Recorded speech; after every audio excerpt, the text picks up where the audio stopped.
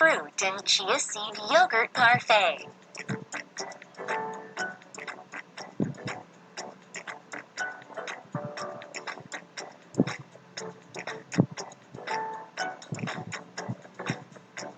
Place the chia seeds in water. And if you haven't experimented with chia seeds before, you're in for a treat, because they absorb 10 to 12 times their water weight. Here, I'm using apples, kiwi, dragon fruit, and cherries.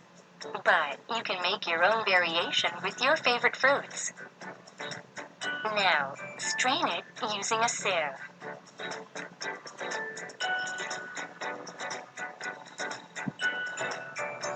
I'm going to add chia seeds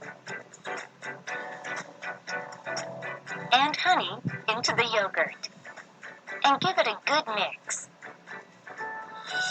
Now it's time to assemble the fruit and yogurt. Chopped fruit first and chia seed yogurt on top.